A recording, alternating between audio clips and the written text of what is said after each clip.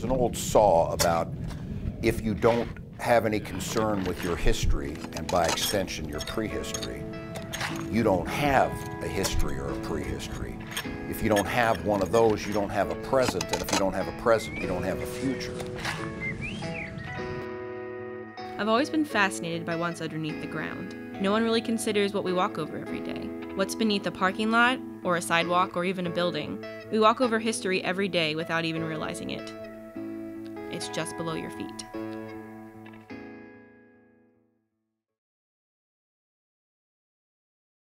As Pennsylvanians, we take a lot of pride in our history.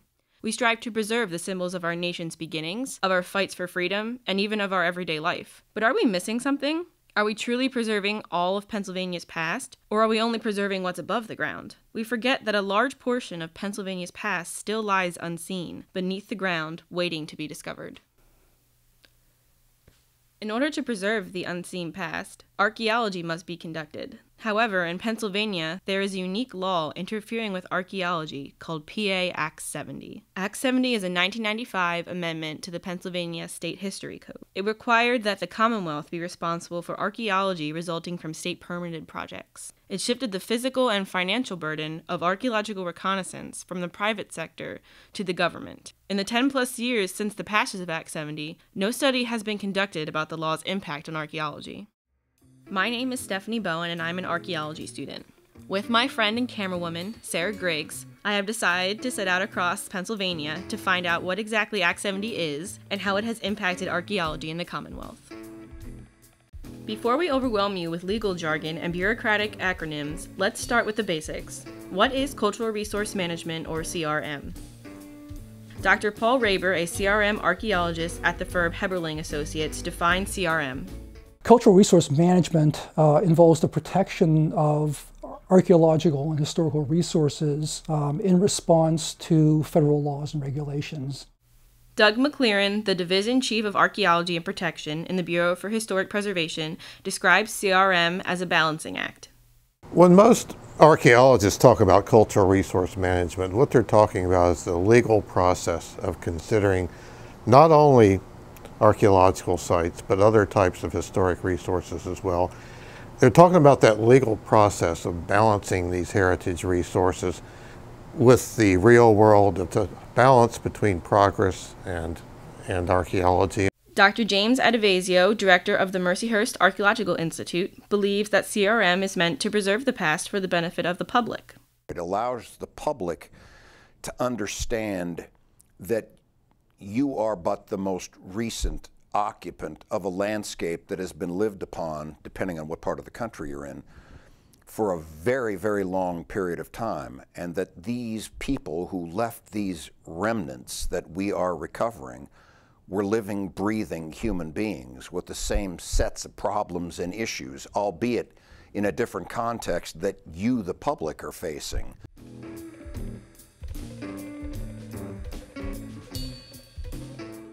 The consulting parties consult, and their views are supposed to be heard.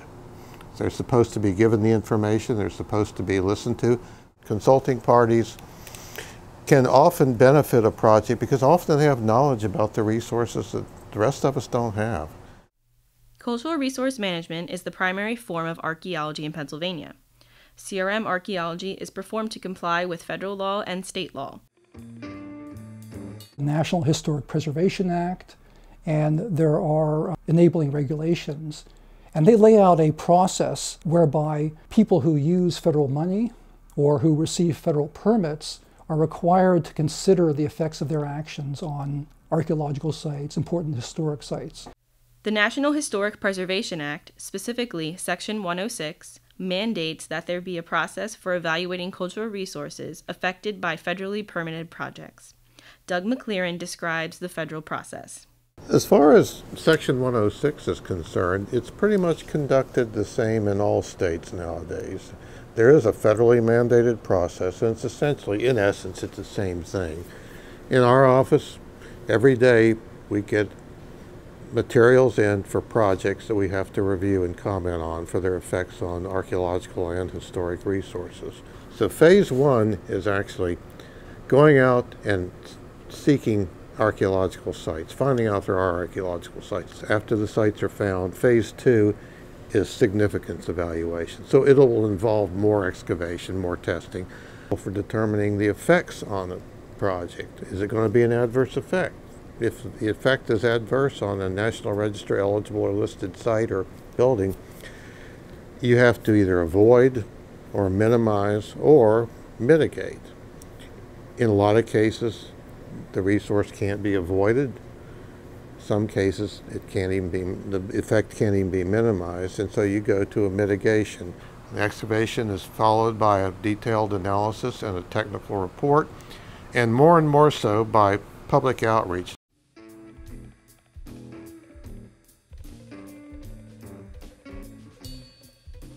Our regulations in the United States for the preservation of resources are among the weakest in the world, and other countries regard their national heritage, even if they know they're not connected to the specific prehistoric populations they're studying, far more importantly than we do.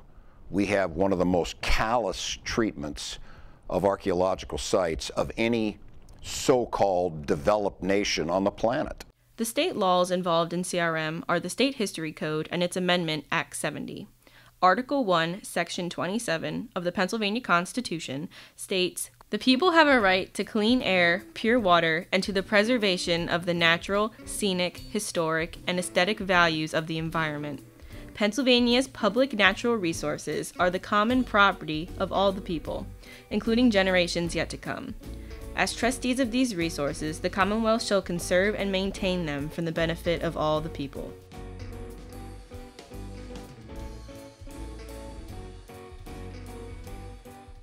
Former PA state officials Brenda Barrett and Brent Glass explain the History Code. The History Code was written to implement Pennsylvania's Environmental Rights Amendment that was passed in 1967. The Environmental Rights Amendment is unusual in Pennsylvania because it protects both our cultural and historical heritage as well as our environmental legacy. And the State History Code is the organic law that establishes the Historical Museum Commission, because it really gives the legislative authority to the commission to do certain things to preserve and protect and interpret Pennsylvania history. Joe Baker, an archaeologist with PennDOT, explains Act 70. Act 70, as I recall it, was a 1995 amendment to the State History Code that changed the way that state permits and state permitted projects, which is a really fine, complicated point, accounted for their effects to archaeological sites specifically. Prior to Act 70, Pennsylvania's state preservation law was very similar to the federal law.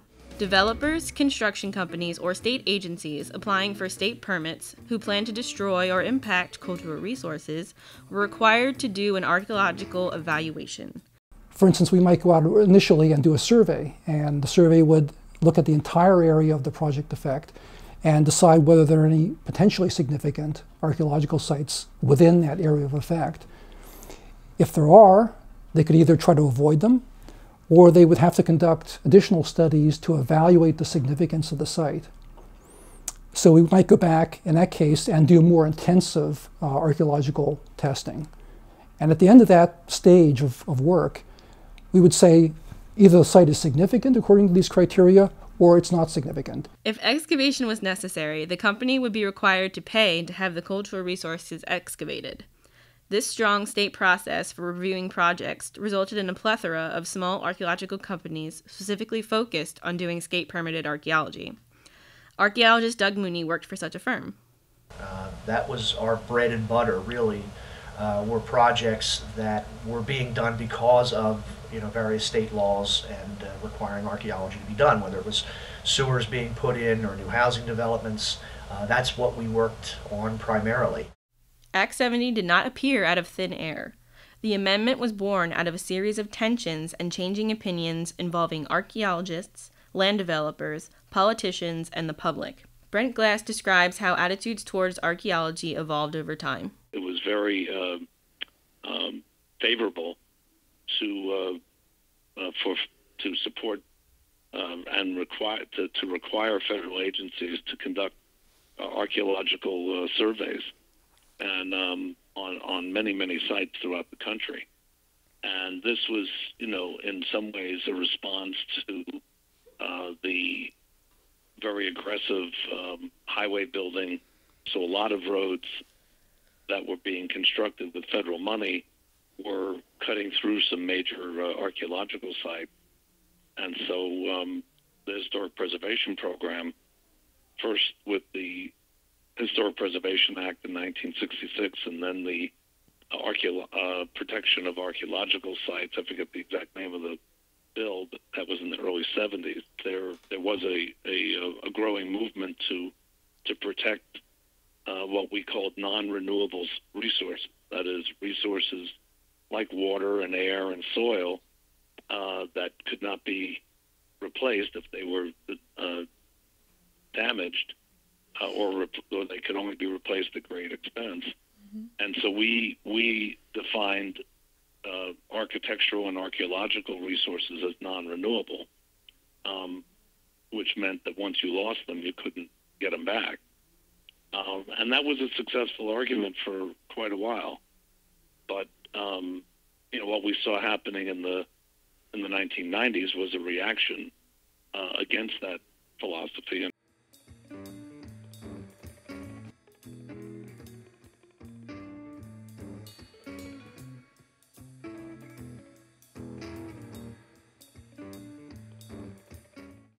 I worked for the Pennsylvania Historical Museum Commission for 22 years, and most of my work there was as the director of the Bureau for Historic Preservation. We were expanding the reach of the History Code to protect archaeological and historic resources that were impacted by state permits and state development. And in the mid-1990s, there was a lot of concern about the cost of doing archaeological surveys, and really our expanding authority in this area. The former state representative who was responsible for proposing the Act 70 amendment, George Hasse, sees these efforts in a negative way. Which happened to get so independent from government that they felt they're their own boss.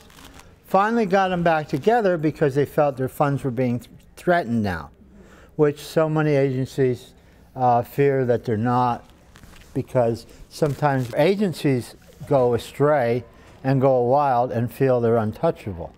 And they sometimes they get an ego habit of trying to do whatever they want to on their own without the General Assembly. So that's what happened, I think, with the Historic Commission at the time. The incident that prompted the proposal of the amendment originated in Wyoming County. The whole process started with a gravel mining permit along the Susquehanna River. There's a lot of mining of gravel in which they strip off the topsoil, obviously affecting any archaeological sites. Under the existing laws and regulations, they were required to do archaeological studies, surveys, and evaluations of sites. There was a recorded archaeological site there.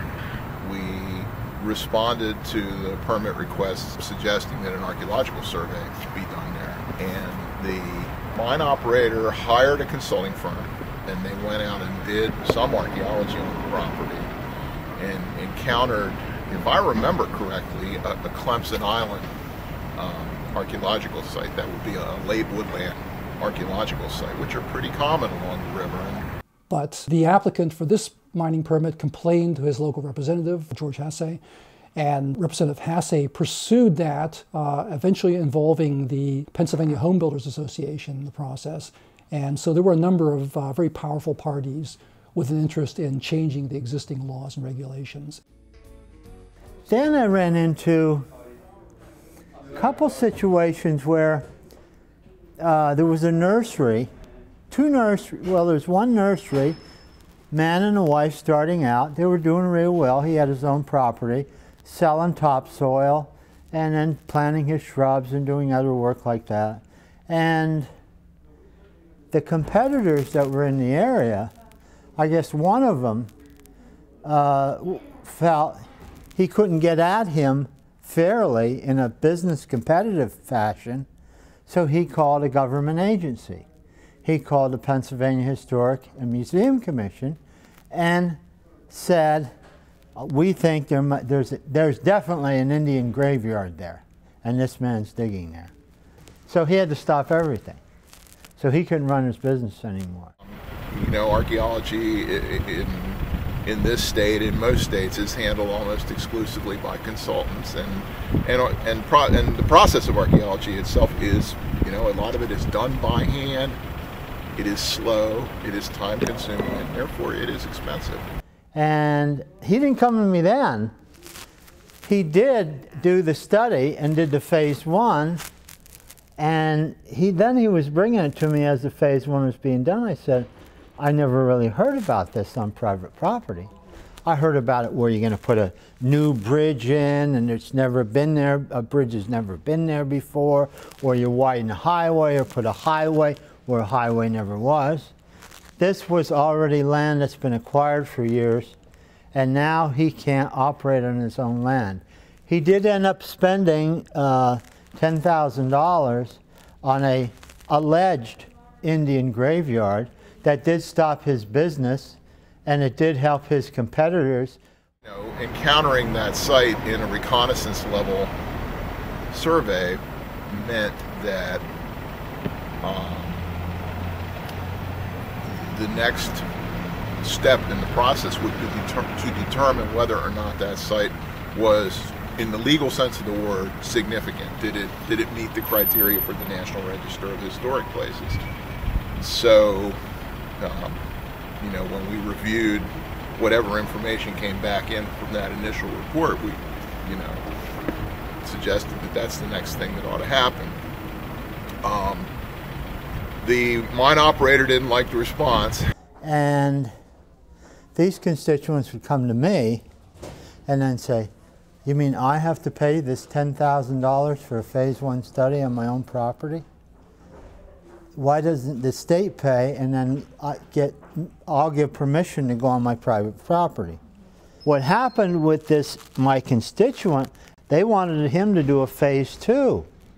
The phase 2 back then would have cost $20,000 that he would have to pay for.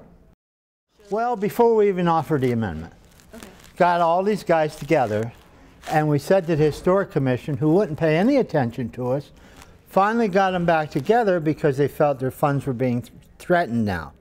As director of the commission, as executive director of the commission, I was the contact point between the legislature and the commission, and so I had to try to represent our position as best I could. It wasn't clear in the law who pays, and of course we had taken the position that the applicant pays, since the applicant was the one causing the possible ground disturbing activity or the need for a survey. And Representative Hasse was representing a number of business and entities and even individuals who were seeking permits, and he was taking the opposite position. The amendment would be offered that would say, if not where a bridge is concerned, not where a new highway concerned, but private property, not by government intervention or government access.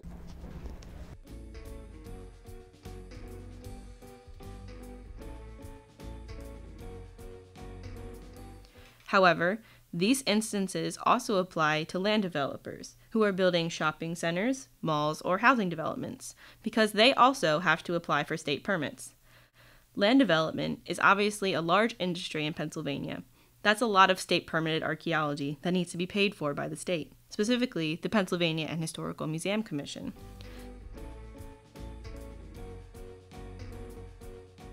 But we'd hope to receive some funding to do this work from the Pennsylvania Real Estate Transfer Tax. And that would really seem to make a lot of sense, because funding from that tax came from land development. So land development land development impacts archaeology, and archaeology would be then paid for from a fund created from land development. The cost for the PHMC to take over state permitted archaeology was estimated at $1 million. However, in 1995, the legislature passed legislation that set up a very restricted role for the Commission in reviewing and protecting archaeological sites, and the program received no dedicated funding. Now, the agency was able, in another compromise with the governor's budget office, to set aside a fund of $300,000, much less than was estimated the program would cost. This lack of funding is one of the major concerns archaeologists have with Act 70. Dr. Sarah Nicias, professor of anthropology at Indiana University of Pennsylvania, describes the issue. And Pennsylvania decided that the taxpayers, through the general revenues that go to the Pennsylvania Historical and Museum Commission, need to pay for protecting cultural resources, as opposed to the people who benefit from destroying them. And then, of course, we don't fund. There are no funds at this point that are allocated really for this program. We actually have cut the budget of the Museum Commission in recent years. I don't see how we're going to, take care of these resources. And I think it's a crime.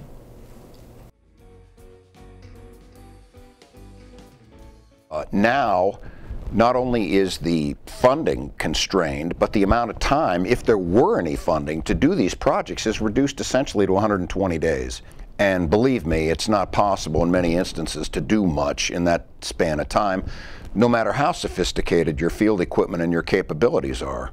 And so we've almost guaranteed that as long as Act 70 is in effect, we will continue to lose vast chunks of Pennsylvania's long prehistory.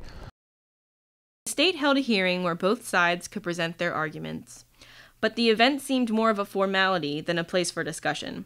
Dr. Paul Raber of Heberling Associates and Dr. Sarah Nicias of IUP presented testimony. And I actually presented it, and it was very obvious to me that the deal was already done before we'd even gotten there. And this was just like a show, We received a sort of condescending and I thought insulting sort of response from Representative Hasse and his colleagues, and it was just a wasted effort, obviously. The big one that I remember was in Harrisburg with Paul Raber at that time. And we didn't do a good job. We don't understand politics, and we didn't make our case very well.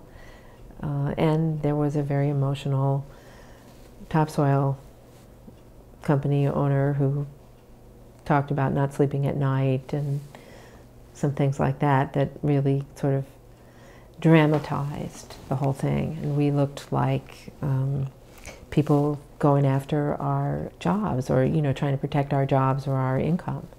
But as I said to you once already, I wasn't protecting my job, I was protecting resources. When the hearing failed to change opinions about Act 70, some professional archaeologists formed a lobbying organization against the amendment. In response to Act 70, the Pennsylvania Archaeological Council organized a separate organization that was intended to be a lobbying organization. And I was involved with that with several other archaeologists in Pennsylvania. And for a while, we made a concerted effort to try to influence the outcome of negotiations. We organized something called APHAP. We did get people from Pennsylvania Archaeological Council, from SPA. Leaders in both organizations formed this new organization, and we got money from firms and individuals, from CRM firms and individuals, to hire a lobbyist to work with us to try to work against the law, and then eventually they worked with us to try to get more funding behind the law.